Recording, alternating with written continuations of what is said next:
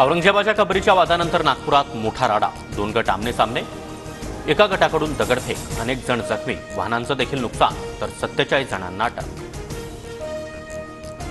जमावाला पांगवण्यासाठी नागपूर पोलिसांकडून लाठीचार्ज, अश्रुधुराचाही मारा, गल्लोगल्लीत जाऊन पोलिसांचं सर्च ऑपरेशन, जमावबंदीचे आदेश लागू, महाल परिसरातील शाळांना आज सुट्टी। नागपुरात दंगेखोरांनी मारलेले जवळपास अर्धा ट्रॉली दगड पोलिसांकडून जमा, महाल परिसर, भालदारपुरी आणि हंसापुरी भागात जाळपोळ आणि दगडफेक, दगडफेकीमध्ये 25 पोलीसही जखमी।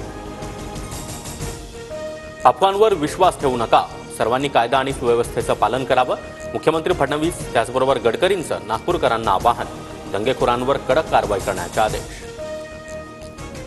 नागपूरचे पालकमंत्री बावनकुळे सकाळी घटनास्थळी जाणार, महाल भागाची पाहणी करणार, मुख्यमंत्र्यांच्या सूचनेनंतर बावनकुळे तातडीनं नागपूरसाठी रवाना।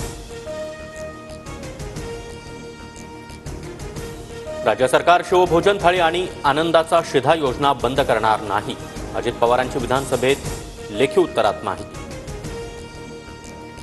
राज्यातील ऊस उत्पादक शेतकऱ्यांना एकरकमी FRP द्या, राजू शेट्टींच्या याचिकेवरील सुनावणीवेळी उच्च न्यायालयाचे आदेश। राज्यातील तापमान घसरणार, दक्षिण कोकणातील सिंधुदुर्ग आणि रत्नागिरीमध्ये उष्ण आणि दमट हवेची शक्यता, तर विदर्भातील काही भागात पावसाचा अंदाज।